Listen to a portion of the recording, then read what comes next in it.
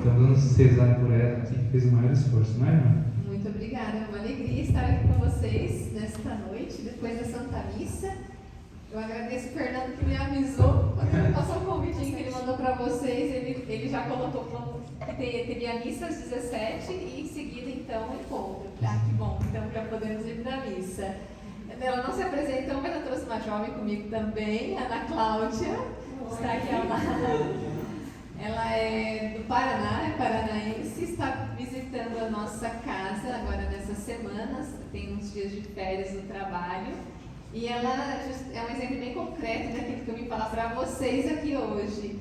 Esse momento de parar e pensar na vocação. É isso que ela também está fazendo lá conosco, refletindo no plano de vida daquilo que Deus pediu para ela. Ainda não tem clareza, mas ela fez esse passo, né? Pensar na vocação, o que Deus quer de mim, o que Ele pensou para mim desde toda a eternidade. Então, podem também rezar por ela, acompanhá-la, ela está nesse processo de discernimento, está buscando, não tem clareza, se é a vocação para a vida consagrada ou matrimonial, mas o importante é isso, parar para refletir, pensar. Então, isso também vai ser um pouquinho da minha fala aqui, da nossa reflexão. Eu falei depois para o Fernando que às vezes no final a dinâmica do grupo, às vezes é de fazer alguns círculos de conversa e de partilha e algum debate. Ou também poderíamos deixar um momento aberto para perguntas, também para partilhar, às vezes algo que chama a atenção do tema e daquilo que nós vamos refletir um pouco aqui. E aí eu falei, talvez é mais interessante, porque se alguém depois tem alguma pergunta, tem alguma curiosidade sobre aquilo que eu vou falar e também depois sobre a nossa vida mesmo consagrada, como é que funciona, aí temos a oportunidade também de poder responder vocês. Também sei que tem um pessoal que está em casa ou no trabalho ou em algum outro lugar que não pode estar aqui fisicamente, mas vão acompanhar a gente, não é isso? Então também boas-vindas e me alegro pelo convite de estar aqui falando com vocês hoje. Bom, como eu já fui apresentada, né, sou a irmã Franciane. Esse mês eu completei 21 anos como irmã de Maria de Schanstatt. Já passei por algumas tarefas, alguns trabalhos, mas hoje estou, desde janeiro desse ano, acompanhando as jovens em discernimento vocacional e também promovendo esse momento de despertar a vocação, uma reflexão em relação à vocação, que eu acho que é uma tarefa, assim, não é só uma tarefa, é uma missão. Além da vocação como tal, a gente sempre assume algumas tarefas na comunidade para servir, que é esse o intuito da nossa vocação.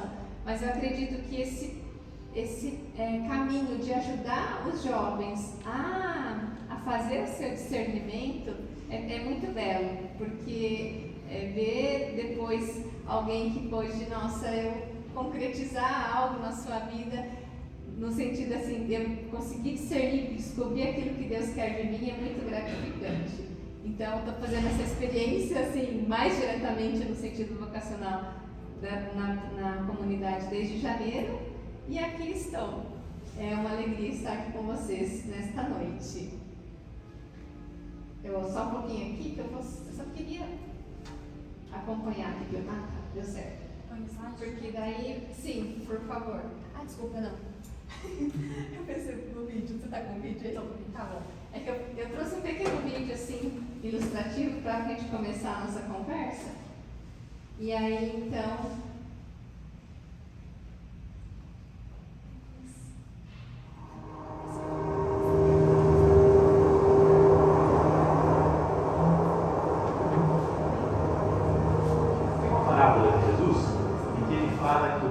céus é semelhante a um tesouro escondido no campo.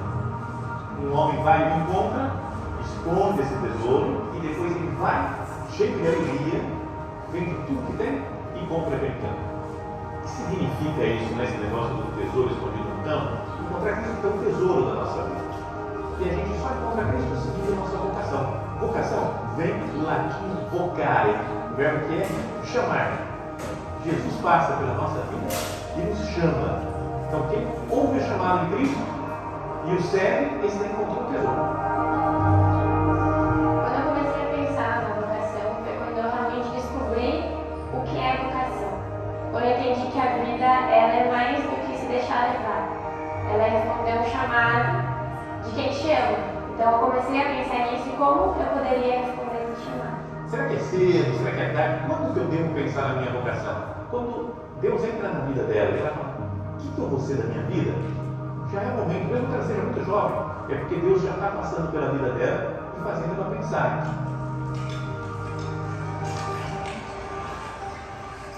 O que eu acho que é a melhor coisa para realmente ver o que Deus tem pra gente é simplesmente perguntar para Ele. Então, a oração então é uma coisa assim, que é básica para isso. Eu viro para Ele e pergunto: o que você quer para mim? Eu quero saber uma resposta, eu simplesmente pergunto para Ele. A gente pode pensar, a vocação é isso e aquilo, mas como é que eu descubro a minha vocação? Um sinal claro é uma certa inquietação e um medo. Fala, será que é isso? Porque dá um certo medo. Quando Deus passa pela nossa vida, Ele mexe com a gente. É uma coisa que muitas vezes eu posso ficar nervosa e se der errado, mas em geral a vocação é uma coisa bonita e é uma vocação que a gente não precisa ter medo. Deus não vai me chamar para uma coisa que você é ruim, mas é uma coisa que você é feliz fazendo, que você é feliz em ter. Eu acho que Jesus Cristo está muito ligado com a minha procura pela vocação, porque Jesus é meu melhor amigo, então é uma pessoa que me conhece melhor, que eu converso, que me entende. E além de ser um amigo, Jesus é meu Deus. Então, também é a pessoa que mais me ama. E só a pessoa que mais me conhece, mais me ama, pode ter as respostas sobre o que eu posso fazer da minha vida. Ao pensar em vocação, pode ser que venha na nossa cabeça que é só uma decisão que eu tomo por uma coisa da minha vida, umas tarefas que eu tenho que fazer, ou de uma instituição a qual eu devo pertencer. Mas não é, sobretudo, a vocação de seguir Cristo. Lembra do Evangelho também, quando ele começa a chamar os apóstolos? Ele fala, vem e segue-me. Não é, vem e segue um conjunto de ideias, de coisas que eu tenho que fazer, ó, tem uns projetos, a igreja que eu vou fundar, não é? Vem e segue-me. A mim. Então, toda a vocação é uma aparição de Jesus para nossa vida. Uma passagem, um olhar, um chamado. O que Deus tem para mim e para todo mundo não foge do que a gente é, no fundo. Deus quer que a gente viva como nós mesmos. Então, seguir a nossa vocação é tornarmos aquilo que a gente realmente quer. A vocação não é algo estático, mas dinâmico. Às vezes a gente pode pensar, Deus tem um plano para nós. Deus quer isso de mim, então eu tenho que fazer e acabou. Mas Deus não decide assim sozinho as coisas. Ele conta conosco em milhares de decisões na nossa vida.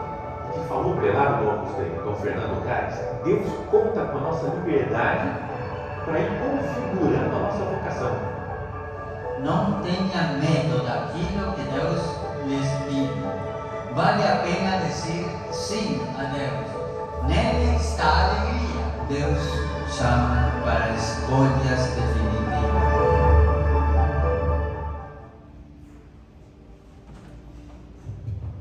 Muito bem. Assim a gente começa a nossa fala. Um pouquinho mais pra cá. Para enxergar todo mundo.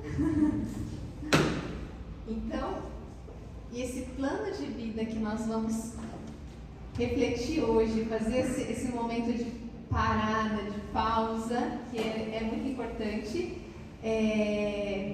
para não só pensar, eu fui chamado para a vida matrimonial, para a vida sacerdotal, para a vida consagrada, é mais que isso, né? É como o padre comentou ali no vídeo, a vocação, ela vai mais além, é seguir a Cristo, né? Ele disse para os apóstolos, vem e segue-me.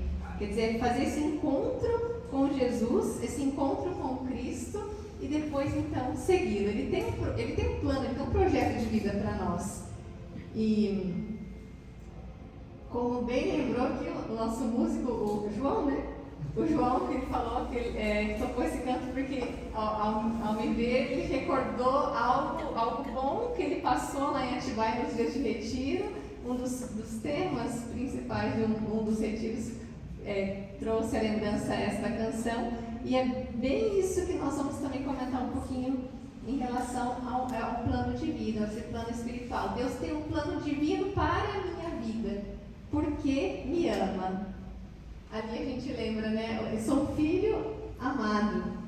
A música traz bem um pouco isso, né? Esse filho que também às vezes se encontra caído pelo meio do caminho, que às vezes dá uns resvalos, uns escorregões, mas não, pensar que Jesus, Deus Pai, me ama. Eu sou um filho de Deus. Já pelo batismo, na nossa vocação comum, chamada santidade, né? O meu projeto de vida tem a ver com isso, tem a ver com caminho à santidade. E aí nós fizemos uma expressão em latim de São João, dilexit me, ele me amou. Aquela passagem quando São João vai mencionar no sentido de que ele amou tanto o mundo que entregou o seu Filho amado para morrer por nós numa cruz. Que poderia ter sido de tantas outras formas e de tantas outras maneiras, mas ele foi ao extremo para provar o seu amor por nós. E é muito significativo isso, porque vocês trazem isso no nome aqui do grupo, né? Divino Coração. Então, assim, expressa aquilo, o máximo. Jesus doou o seu coração, as últimas gotas de sangue ele derramou por nós. E ele quer entregar esse coração e ele quer nos abrigar nesse coração. Por isso, essa expressão, dilexit me, ele me amou e continua me amando. Então, o seu plano é um plano perfeito. Ele pensou em cada um de nós, assim, individualmente, né, de maneira singular, e ele exige um plano que exige uma resposta nossa. Ele me chama, mas ele também espera uma resposta. Deus quer que tomemos uma decisão em liberdade. E aí, por isso, a importância da gente parar para pensar, parar para refletir, né? Para que eu vim ao mundo? Para que é que eu fui criado? Eu tenho uma missão que, embora as vocações podem ter algo em comum, mas cada um de nós tem algo em particular dentro daquela vocação comum. Eu vou controlar aqui, gente, porque eu tenho dificuldade. Às vezes eu começo a falar e depois eu vou assim, sabe? Esqueço, sabe? E aí, então, essa primeira parte eu vou dar uma passada, assim, porque também não é, assim, vou falar muito em detalhes, por conta também do tempo. Isso aqui a gente pode, uma outra hora, também fazer uma conversa. Mas, então, o que é esse plano de vida espiritual? Nosso fundador, Padre José Kenter, fundador do Movimento Apostólico de Schanstatt, então ele diz que a santidade está em nossas mãos. E esses dias atrás eu ouvi de uma jovem algo tão bonito que me tocou também. Parar para refletir de novo. Eu me decidi pela santidade, eu quero ser santo. Quero saber onde Deus me quer para trilhar esse caminho de santidade. Então isso é bonito, acho que esse é o primeiro passo, o mais importante. A gente se decidir pela santidade, que é a vocação comum que Deus pede para cada um dos seus filhos. E aí então pensar, mas onde? Né? Em que lugar, de que maneira eu vou conseguir realizar essa minha vocação? E aí, então, a gente se depara com aquela perguntinha bem básica, né? Que às vezes a gente ou nos fazem, ou a gente também para até para refletir em certos momentos. Qual é o anseio do coração humano, aquele anseio profundo? Tudo que nós fazemos ou nós buscamos, se a gente quer encontrar algo, no fundo é porque nós queremos nos realizar, queremos ser felizes, né? Quem já está... Não sei se tem gente aqui que ainda está no ensino médio, ou está todo... tem um lá. Mas assim, quantas vezes você se pergunta agora, né, ante as portas da universidade, assim, para onde eu vou seguir, né? Qual carreira, né, qual é a minha aptidão, o que vai realmente me realizar no sentido, né, profissionalmente? A gente já passou por isso, né? Então, e no fundo é porque, lógico, a gente precisa trabalhar, precisa, né, dar um jeito na vida. Porém, a gente quer buscar aquilo que também vai nos realizar e nos satisfazer. Porque, né, tipo, eu não tenho duas mãos esquerdas para para exatas, ou para. Não vou seguir essa área, óbvio, né? Vou tentar aquilo que realmente vai mais ao encontro da minha maneira de ser. Enfim, nós buscamos a felicidade. E o plano pessoal de cada um está em consonância com o plano divino, com o coração divino, né? Com esse divino coração que bate e pulsa por nós. Então, assim, e tudo realmente que eu quero é que o próprio Jesus quer, que a gente realmente se entregue por inteiro a Ele e possa ser feliz e fazer os outros felizes. Por isso é muito importante parar para refletir o que Deus, qual é o caminho que Ele quer para mim, né? Como conhecer o plano de Deus para a minha vida. Ali no texto do convitinho que o Fernando me passou, que acho que vocês receberam, a maioria pelo menos, do que já está dentro do grupo nessa caminhada, aí tinha lá várias coisas, depois no finalzinho assim, como descobrir a minha vocação? Então a irmã Franciane vai responder, ui, meu Deus, eu vou responder.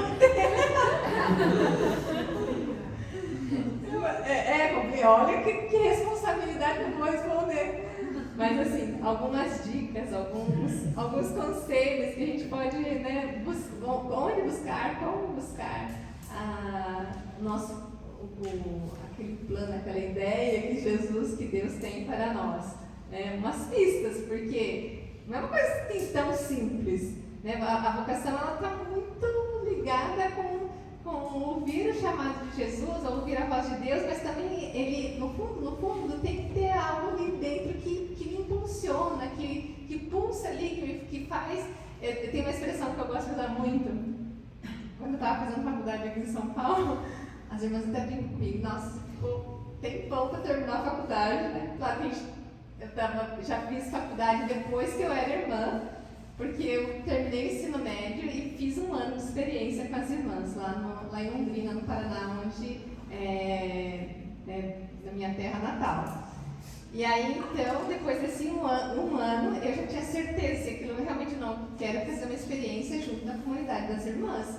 Então, eu fui fiquei um ano em Londrina, já tinha terminado o ensino médio, eu não tinha idade para começar a formação, porque a nossa formação começa a partir dos 18. Então eu tinha que esperar. E aí então nesse tempo eu fiz um ano mais prático e de discernimento também. Falei, não, acho que é isso mesmo. Vim para Atibaia, nossa casa central, comecei a formação. E aí então depois, eu estava na metade, assim, não tinha terminado ainda a formação toda de irmã. E os superiores me pediram, não, então você vai estudar agora, né? Veja, aí aquela coisa, né? Nossa, agora o ramo profissional, né? Antes eu já, né, gosto muito da área da educação e tudo, então eu estava ali naquela decisão para onde, ou gosto muito de idiomas também, então eu estava ali, ou letras, ou pedagogia, e é onde a gente pode atuar bastante também na comunidade, pelas nossas tarefas. Enfim, fui para pedagogia, e aí então ali na faculdade, né, no campus, a gente podia também fazer algumas eletivas fora, e fiz algumas ali na música, também na parte de comunicação. E aí, um professor da música, ele dizia assim, isso me chamou muita atenção, porque tinha alguns alunos lá da música que precisava... Alguém faz música aqui? Não? Que tem a disciplina que eu fiz como eletiva, eles tinham como obrigatória no curso. Então, assim, não era assim, tipo, nossa, como encantava aquela disciplina, né? Porque muitas vezes vai para a parte mesmo instrumental e tudo mais, e não gosta muito do canto coral. E aí ele falava, né, é muito chato, é muito ruim estar aqui e, tipo, você vê que você tem gente aqui que está obrigado, né, obrigado entre aspas, né, porque senão não vai conseguir né, dar continuidade no curso, então tem que fazer obrigatoriamente, né. E aí ele dizia assim, não, mas vocês pensam que para cantar, para estar aqui junto, para poder fazer, tem que fazer com gosto, tem que fazer com alma. E aí ele usou uma expressão que tem que brilhar. Tipo, os olhos têm que brilhar. Então aí eu relacionei um pouco isso com a nossa vocação também. Falei, é isso, sabe? não tem muita resposta assim pronta. É algo que a gente sente lá no fundo, é como que uma intuição assim do coração. Que a gente. Muita gente pergunta, como você tinha certeza que era essa vocação? Eu não tinha certeza que era essa minha vocação, né? Eu senti assim, então eu fui fazer a experiência, dei um passo e falei, se não for isso, né? Volto, né? É uma experiência que a gente faz para a gente poder ter. Estou buscando também ser feliz e quero me encontrar ali. E se Deus permitir, então que continue assim. E aí então eu relacionei um pouco isso, né? Então a vocação é esse brilho que a gente tem, assim, tipo, às vezes não tem aquela 100% de certeza que era aquilo, mas assim, eu vou porque eu sinto que parece que Deus está me chamando para aquilo. E tem que me satisfazer de alguma maneira, assim, a vocação, ela não pode só estar incluída com que exige sacrifício, exige muitas renúncias, isso é verdade, mas todo caminho vai exigir, né? Se me decidir para o matrimônio, vou me casar, vou ter que deixar algumas coisas, algumas tarefas, algumas atividades de divertimento também, por exemplo, em prol da família nova que eu estou ali formando, né? Daí os filhos mais ainda, não? Porque daí você tem que levar para a escola, é o cuidado, é o tempo, não é? Então, assim, cada vocação vai ter a sua renúncia e a sua recompensa também, né? Por outro lado. Então, mas é isso, você faz, mas mesmo assim, né? Quantas vezes a gente ouviu a mãe falar assim, não, mas ficou a noite inteira lá com o filho que estava com febre, não sei o que, e tal.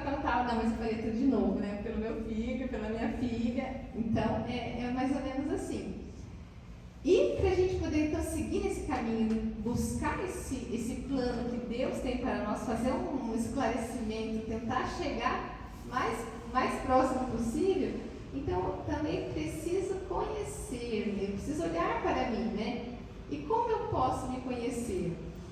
Aqui bem rapidamente, só para a gente dar uma passada no sentido assim de algumas coisas, algumas dicas mais concretas, né? Uma das maneiras é a gente olhar para o nosso temperamento. Muitos autores hoje falam disso, né? Traços de personalidade, perfil de pessoa e tudo mais. O nosso fundador, Padre Quinter, ele utiliza também no sentido do autoconhecimento a questão dos temperamentos, de uma maneira mais simplificada, os 4 temperamentos, que é a maneira espontânea de ser, de pensar, de reagir, né, no sentido de como cada um age diante de cada situação. Aqui a gente vê aqui uma cena de cada um deles. Claro que a gente fala em temperamento, a gente fala de um tempero, né? Ninguém tem só um assim expresso. Tem uns temperamentos, pelo menos 2, que se salientam mais, né, gente? Né? Então a gente acaba reagindo ou falando, se posicionando, às vezes, conforme esses temperamentos que aparecem mais. Porém, a gente normalmente tem os 4, né?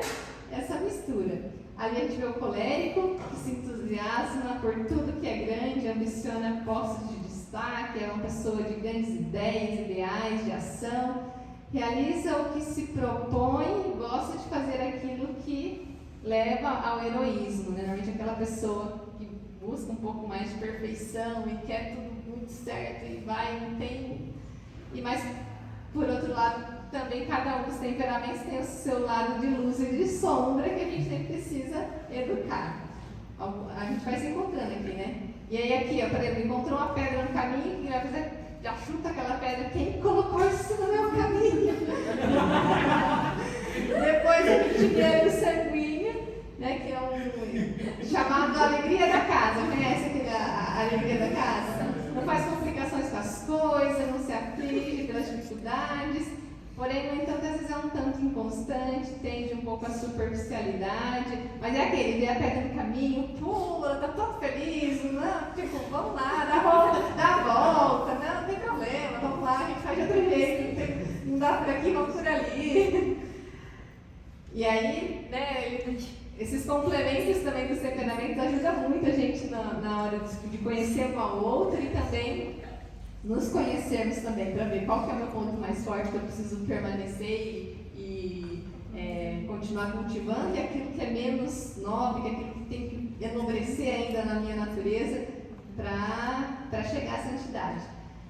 E aí vem o melancólico, é aquele que tem uma reação um pouco mais lenta diante dos estímulos exteriores, mas uma reação profunda e duradoura, uma pessoa da interioridade, do pensar profundo e da profunda afetividade. E ele se caracteriza por certa melancolia ou tristeza. É mais lento e reflexivo, desanima-se com facilidade, às vezes cai com frequência no pessimismo. E aí, diante da pedra ali no caminho, vai ser aquele que vai falar: puxa vida, mas quem colocou essa pedra no meu caminho? Fulano que estava ali, e aquele um que vai. E aí, sim, tipo, não adianta pedir um melancólico, assim, uma decisão super rápida nas coisas, gente, que ele não vai decidir rápido. Ele precisa de um tempo para ele poder meditar, refletir, assimilar. Ele pensa em várias respostas muitas vezes, né? Antigamente, quando se escrevia carta, eu que estudava pela carta, gente. Quando se escrevia carta, num dos livros de temperamento dizia assim: a maneira dos temperamentos de escrever carta. Era melancólico é aquele que vai escrever 10 vezes, rasgar a carta, escrever de novo, tipo, não tá bom essa resposta, né? O sanguíneo vai escrever a carta super rápido, vai contar todos os detalhes, assim, tipo, nos mínimos detalhes, às vezes coisas até que não tem importância, ele já vai por lá. E aí, lá eles escrevem, né? Põe a carta no correio e esquece de pôr a carta dentro do envelope, né? E o melancólico já não, mas se ele vai escrever 100 vezes a mesma carta, rasgar, jogar fora e tal, escrever de novo, ele é aquele super, bem detalhista, bem, assim, reflexivo mesmo, que ele vai dar um passo muito mais certo que o sanguíneo em muitas coisas, porque ele vai refletir 10 vezes antes de fazer. O sanguíneo ele vai refletir depois que ele fez. Então, vamos lá. E aí o veio fleumático, eu trouxe minimamente os 4 principais, mas tem outros autores que trazem já outros traços e outras mesclas de temperamento. E aí o fleumático ele tem uma reação lenta diante dos estímulos, mas uma lentidão diferente do melancólico. O melancólico ele vai fazer essa reflexão mesmo e buscar a resposta e tentar, assim, ser o mais assertivo possível. Então, assim, ele vai pensar 1000 vezes antes de fazer. O fleumático é mais no sentido, assim, de aquela pessoa mais tranquila, mais, assim, de boa, né? Tipicamente sossegada, calma ao extremo. Não sei se vocês conhecem alguém assim? Sim. Não se altera por nada. Então, a intensidade das reações dele é mais fraca, breve e superficial também, além de ser lenta. Mas ele tem uma boa qualidade, ele é fiel. Normalmente, assim, os grandes pesquisadores, cientistas, eles têm um pouco dessa fleuma, esse fleumático, porque eles conseguem persistir muito mais, assim, até encontrar. Você sabe, uma pessoa super perseverante, não, mas com calma, alguma coisa ele vai encontrar, vai achar. Então, é o fleumático. E aí, pensa, se ele encontra uma pedra no meio do caminho, o que ele vai fazer? Ele vai sentar para descansar, gente. É típico, entendeu? Então, ali um pouquinho da... Mas mais para mostrar também no sentido da importância da gente se conhecer, porque, assim, é o meu projeto de vida, então eu também tenho que me conhecer para ver onde que eu preciso lutar ou melhorar, onde eu tenho que investir mais, porque eu tenho essas boas qualidades e ali eu consigo fazer algo. E aí, em qualquer grupo, em qualquer círculo, em qualquer família, você encontra ali, de uma maneira às vezes até mais acentuada, os temperamentos. Porque aquela, a ideia da lei da física, os opostos se atraem. Então, pensa assim, 2 sanguíneos juntos. Tipo, tem uma hora que daí não vai dar, vai estar tudo bagunçado, ninguém vai ter organização. Então, normalmente sempre tem um que acaba, podem prestar atenção, os casais, aquele que é mais colericão, ele não vai casar com outro colérico, porque vai ser difícil, insuportável, então de manter aquela relação. Então sempre vai ter um bom equilíbrio. E assim acontece em todas as instituições, em todos os grupos. Pense se o grupo do Divino Coração, daqui do Divino Coração, Coração de Deus? Divino Coração. Acho que a gente tem uma música lá, e aí eu tava meio que às vezes trocando, uma das irmãs fez pro Sagrado Coração. Coração Divino. Aí eu... do Divino Coração. Pensa se tivesse só fleumático. Tipo, encontro não ia acontecer, gente. Aqui, ia ser separado. Nossa, ia demorar demais, entende? Ia ser uma coisa muito... Ou se fosse só sanguíneo, aí, entende? Era só festa, tudo mais, fazer espiritualidade, não sei o que, pra puxar. Tem que ter umas mesclas lá, uns melancólicos, com a sua profundidade, com a sua reação mais intensa. Os sanguíneos para trazer aquela alegria pro grupo, para dar aquela... Não é?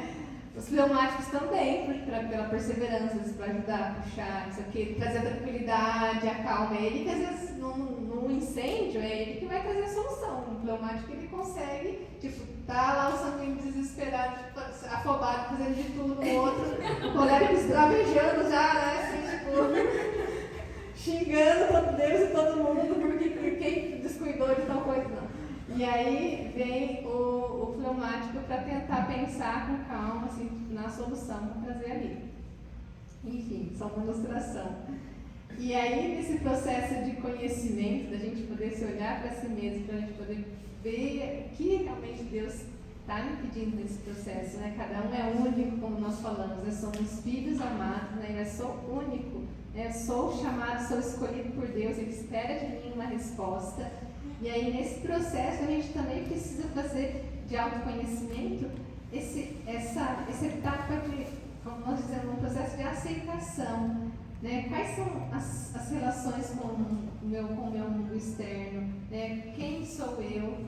Como estão as minhas relações comigo mesmo? E aí, daí partir também para o outro, para Deus. Né? Esse relacionamento, esse vínculo, para a gente poder, então, né, quem se decidiu para buscar o caminho de santidade, aceitar o caminho de santidade que Deus já previu para todos nós, mas aí Ele espera em liberdade o sim de cada um, para a gente poder dar sequência nessa caminhada, né?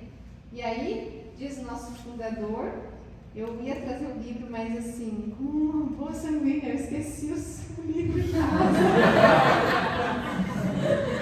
E aí eu estava para sair de casa, mas não, tem que passar na biblioteca, quero levar 2 livros para eles poderem ver, e não peguei. Mas enfim, um dos livros é com o título Sobre a Proteção de Maria. E ali então o fundador ele fala, né? Por que tardarmos tanto? Não, queremos pôr mãos à obra na formação do nosso caráter. Mas uma coisa nos falta ainda, nós temos que querer, né? Esse passo de, não, eu me decidi para ser santo, para enobrecer a minha natureza. Eu quero querer seriamente. Ele vai falar para os rapazes, ele era diretor espiritual no seminário, e ali então ele está falando para jovens, rapazes, e aí ele quer incutir também essa busca que o jovem tem, esse anseio de heroísmo, de santidade, e ali em 1912 se investe assim, um pouco antes de eclodir a Primeira Guerra Mundial, e depois ele vai também trabalhar com os rapazes nesse contexto de guerra, e o Santuário da Mãe e Rainha de Schanstatt, ele surge nesse contexto. Então os meninos eles trazem muito, assim, os primeiros de Schanstatt, a gente fala os heróis de Schanstatt, eles trazem muito esse impulso para o heroísmo, né? Nós queremos ser soldados de Cristo, não queremos ser soldados, né, da nação como tal e depois simplesmente para o patriotismo. Não, nós queremos lutar por Cristo, por seu reino, e depois, no sentido também, ele vai falar sobre a proteção de Maria. Por isso que esse citado de Lacordaire, ele cita nesse livro sobre a proteção de Maria, que em cada homem há um santo e um criminoso. E para ser um ou outro, somente se precisa querer com perseverança, com seriedade e conscientemente. Então, a gente tem ali diante de nós essa decisão, né? Quero ser santo, quero ser um criminoso, né? Porque a gente tem inato na nossa natureza humana, né, as duas tendências, mas basta a gente então querer se decidir por uma que a gente vai então lutar e conquistar. Então vamos em frente no caminho. Por onde, né? Por aqui, por ali, onde Deus está me chamando. Posso pensar não só profissionalmente na minha carreira, né? Também inclui isso, porque nós somos um todo, é uma vida que não está assim, em gavetinhas separadas, é um todo, a gente tem que pensar também como vamos nos realizar.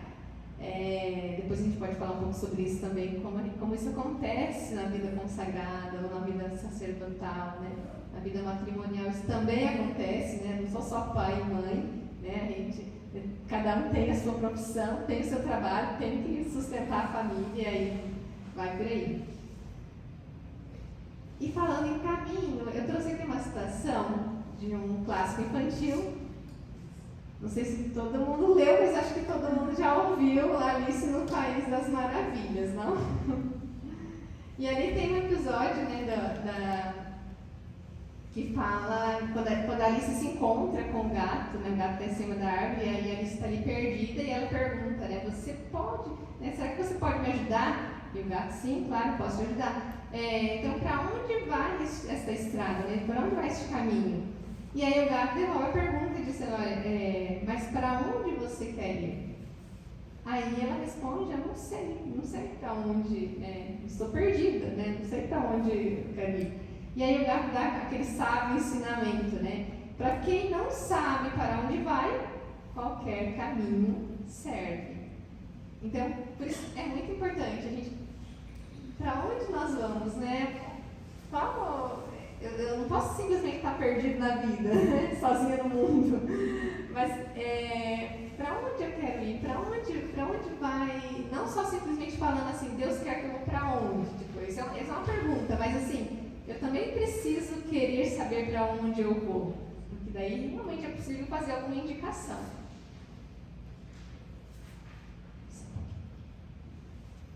E aí, então, nessa busca, né, desse perfil da nossa, desse perfil de vida que vai me levar também à vocação, que vai me levar à profissão, que vai me levar a uma autorrealização, a gente não pode esquecer, então, do autoconhecimento, algo muito importante, a autoeducação. Esse aqui eu vou passar para a gente, senão eu vou perder muito aqui. E aí, nesse sentido de autoeducação, eu preciso ter, realmente, uma prática bem concreta para eu conseguir alcançar a minha meta. Lá para os meninos, o Padre Kentenich dizia assim, andar se aprende andando, amar amando. E aí é uma coisa assim, da prática, porque, por exemplo, a gente nós vamos, né, os pequenos, não vamos nos lembrar como é que a gente começou a caminhar. Eu cito esse exemplo dos meninos, mas com toda a certeza do mundo, a mãe de cada um de nós, o pai não pegou a gente, sentou ali no sofá, na poltrona, na cadeirinha e disse, olha, vamos fazer uma palestra como você aprende a andar. Primeiro você põe a perna aqui, depois ali, e fez uma coisa bem teórica. Não, né? Pegou a criança ali pela mão, pegou cada um de nós e foi dando os primeiros passos para a criança ir fazendo. Então também, assim, esse caminho, né, vai nesse sentido, a gente também a autoeducação e também essa busca pela santidade, um caminho concreto, né? Exige um trabalho pessoal de cada um, bem sistemático, né? Se vou pensar, não quero fazer um encontro mais profundo com Deus, eu preciso melhorar minha vida pessoal com Ele, mas como fazer? Vou me propor, sei lá, vou rezar o rosário todos os dias. Para quem não tem a prática, ou o tempo, ou a organização ainda para isso, vai ser furado, né? Vai chegar no final do mês, assim, tipo, quantas vezes realmente rezei o rosário? Não deu. Então, assim, eu quero, como eu quero fazer um profundo encontro com Deus? É possível, eu consigo às vezes levantar meia hora mais cedo, ou sei lá, 40 minutos mais cedo, estou indo para o trabalho e antes disso eu consigo, às vezes, participar da Santa Missa. Vamos propor pelo menos uma vez por semana, então, durante a semana, passar e fazer esse momento assim ali que eu consigo, né, receber a Eucaristia e estar diante de Deus, pode ser uma coisa. Se eu for colocar, eu vou todos os dias, pode ser que não vai funcionar. Você vai ficar triste no final do mês porque às vezes não conseguiu, mas ir pouco a pouco, né, nesse sentido. Com algumas práticas mesmo concretas. Não consigo às vezes rezar o rosário, pode ser que eu consiga rezar o terço? Não, pode ser. Não, às vezes não consigo rezar o terço, mas pelo menos uma dezena, 10 Ave-Marias por dia, e colocar ali diante de mim, colocar diante de Deus. Se eu tenho às vezes assim uma intimidade com o Espírito Santo, não, vou fazer um momento com o Espírito Santo, e aí eu quero, né, esse momento de oração. É isso, vamos passar só um pouquinho aqui, porque eu estou um pouco. E aí, só pegar o anterior. Você pegou pra mim?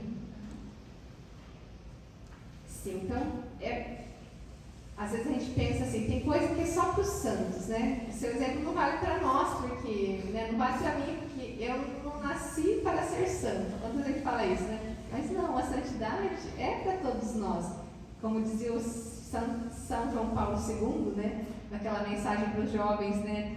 O santo é aquele, né, ele quer um santo na igreja, um santo de calça jeans, de tênis, que vai na lanchonete, que come com os amigos, que ouve música, que está na faculdade, que está estudando, né, o santo para esse tempo, para onde eu estou, né, levar então o sinal de Deus, levar esse propósito, esse heroísmo, que é possível viver como um filho de Deus, né, que o ama e que transmite esse amor também. E aqui só alguns conselhos de alguns amigos. Carlos Aputis, acho que bem conhecido, porque, né, ficou bem conhecido agora nosso, com a sua beatificação. Então ele dizia ali, a única coisa que temos que pedir a Deus na oração é a vontade de ser santos. E o Padre Pinto ele já ainda reforça, acaso os santos não foram também homens? Então a santidade, se conhecer, querer, e aí então nós temos a perfeição do ser. Ele também dizia para os meninos assim, que cada um de nós, nesse livro que eu falei que eu ia trazer, não trouxe, sobre a proteção de Maria, cada um de nós há de se tornar um Copérnico de seu mundo interior. Vocês lembram quem é Copérnico? Todos lembram? Às vezes quando eu fui ler isso do fundador, eu falei assim, nossa, quem é Copérnico mesmo? Então ele, astrônomo, que católico, né, cônego da igreja, que foi um dos primeiros que falou então que os planetas giram em torno do Sol e não o contrário, né? A teoria do heliocentrismo. E ali então é nesse sentido que ele fala, um Copérnico quer dizer um pesquisador, que, né, ele lutou, né, era uma ideia diferente do que né, o mundo inteiro pensava diferente, e aí ele veio trazer algo que veio contrariar, mas também nesse sentido, nessa persistência de ir para o seu mundo interior, fazer essa busca, essa pesquisa, esse conhecimento. Temos de explorar até que saibamos exata e seguramente esta ação ou reação provém disto e aquilo, né? Por que eu reagi assim? Por que eu sou assim? Será que é por conta dessa minha maneira de ser, de temperamento, de personalidade, de traço principal? E a partir do conhecimento, né, de quem sou, onde quero chegar, posso pensar em um plano para a minha vida, né? Que é único, que é pessoal, né? Porque eu sou único. E isto se constrói com pequenos passos, como eu falei, né? Vamos buscar com perseverança, mas acabou, 5 minutos, gente. Ali eu já falei, escolher pontos concretos, às vezes até um direcionamento, uma pessoa que ajuda, ou um sacerdote, ou, né, um casal, um rapaz, alguém que tem mais experiência que eu, que pode também me ajudar nessa busca. E ali, então, muito importante nesse processo, né, de elaborar um plano de vida, né, o pensar no cultivo das pequenas virtudes, na vida de oração, o conhecimento, não só pessoal, mas também buscar o que Deus quer de mim, buscar isso na oração. E agora, uns exemplos, uns conselhos de alguns universitários na santidade. Ali, São João Paulo II, ele disse: não tenha medo de coisa alguma ou de nada. Não tenha medo das fraquezas humanas, nem dos mistérios de Deus. Ele disse isso aí na mensagem, no livro Cruzando o Limiar da Esperança. Também alguém bem antigo, mas que traz muito exemplo para nós, São Francisco de Assis. Ele diz: o que temer? Nada. A quem temer? Ninguém. Por quê? Porque aqueles que se unem a Deus obtêm 3 grandes privilégios: onipotência sem poder, embriaguez sem vinho e vida sem morte. Depois também uma outra santa, aqui bem de perto de nós, né? Santa Dulce. Habitue-se a ouvir a voz voz do seu coração. É através dele que Deus fala conosco e nos dá a força que necessitamos para seguirmos em frente, vencendo os obstáculos que surgem na nossa estrada. E depois, ainda, Santa Josefina Bakhita, a melhor coisa para nós não é o que consideramos o melhor, mas o que o Senhor quer de nós, né? Buscar esse caminho. Também, irmã Emilie Engel, ela dizia que a alegria é o ponto culminante da santidade. É uma das primeiras irmãs da nossa comunidade. Hoje ela está em processo de canonização. Seu processo está em Roma, já foi declarada venerável, ainda no finalzinho do período do Papa Emérito Bento XVI, e traz também esse ensinamento para nós. Ela era um tipo bastante melancólico, e aí faz muito sentido quando ela fala para ela, né? Ela anota no seu diário, no seu plano de vida: a alegria é o ponto culminante da santidade. Não se entristecer, ou não ficar pensando demais, ou às vezes, né, mas buscar viver o caminho de santidade com essa alegria estampada, né? Então, assim, ela realmente irradiava isso para nós. É isso. E ele me ama, ele tem algo reservado somente para mim. Esse plano também faz parte, que eu vou buscar de alguma maneira, na oração, né, em conversas, em refletir mesmo o que Deus quer de mim, não só no âmbito profissional. E 2 minutos? 1? Nada, 0. Falando nesse sentido, então, quando a gente fala assim, não é fácil, gente, buscar e ter aquela certeza, aquela clareza, né? O meu caminho segue por aqui. A gente, às vezes, realmente tem que fazer as experiências e tem que fazer a busca. E aí, então, eu trouxe um pequeno videozinho para encerrar. É Vestição, não. Tá no mesmo. Vestição 2016. É um momento que, às vezes, no meu caso, me tocou muito quando eu participei da vestição de uma amiga minha, que é tipo a melhor amiga de escola. Ela ficou irmã, ela foi antes de mim, e ela ficou irmã um ano antes. E aí, aquilo realmente também me tocou bastante, assim, porque eu falei, não, eu tenho que fazer essa experiência para saber se é esse mesmo meu caminho. E aí eu trouxe um pouquinho, porque daí depois a gente, na nossa conversa, você também pode, às vezes, perguntar, às vezes, como é, né, se tem curiosidade, se querem saber alguma coisa no sentido de como que foi, né, quando que, às vezes, assim, o pessoal tem um pouco mais dessa curiosidade, né, como é que foi com os pais, irmãos, deixar casa, deixar tudo e renunciar a certas coisas, como é que foi o processo, como é que é hoje, porque, assim, a gente tem vários exemplos para contar. Mas esse momento ali é um momento que toca muito, já faz 21 anos que eu vivenciei este momento, né? Nós chamamos de vestição, que é o dia em que nós recebemos a veste de Maria, o vestido de irmã de Maria. Esse pequeno vídeo, ele tem a última celebração de vestição que nós tivemos lá em Atibaia, que é a nossa casa central, uma das casas centrais aqui no Brasil. Nós temos 2 províncias no Brasil, uma aqui em Atibaia, outra em Santa Maria. E aí, então, em 2016, essa foi a última que nós tivemos. Agora a gente está, assim, com um novo grupo, fazendo experiência lá na nossa casa. Então, assim, temos esperança que, quem sabe, em breve, ano que vem ou no outro ano, a gente pode ainda ter de novo um momento desse. Esse é um dos momentos, sabe aquele momento que eu falei, tipo, faz brilhar os olhos, assim, tipo, é um desses momentos, a gente vê, a gente revive de novo. Convidar-te a entregar-me, deixando tudo para trás. Queres partilhar comigo a pureza do presépio, a pureza virginal, e a obediência da cruz. E eu te seguirei.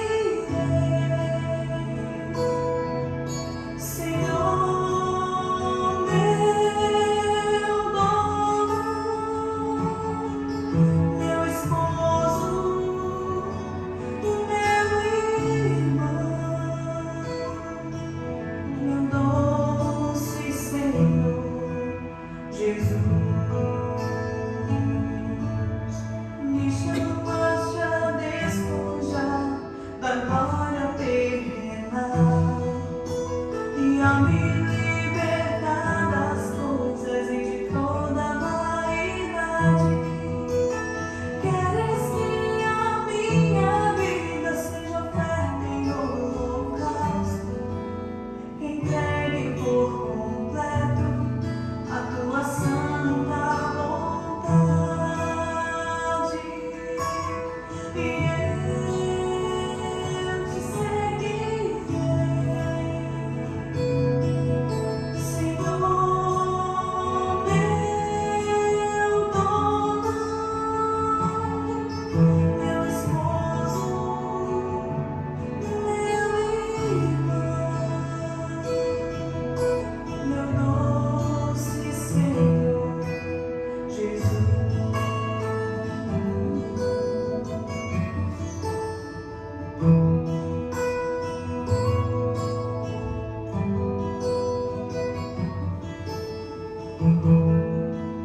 E eu te seguirei, Senhor, meu dono, meu esposo, meu irmão, meu doce Senhor Jesus. E eu te seguirei, Senhor, meu dono, meu esposo, meu irmão, meu doce Senhor Jesus. Meu doce Senhor Jesus, meu doce Senhor Jesus.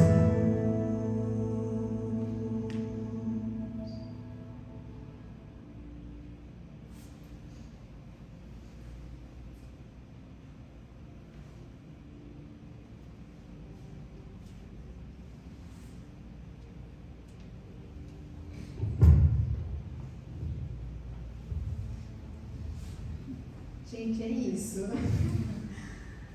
Eu tentei.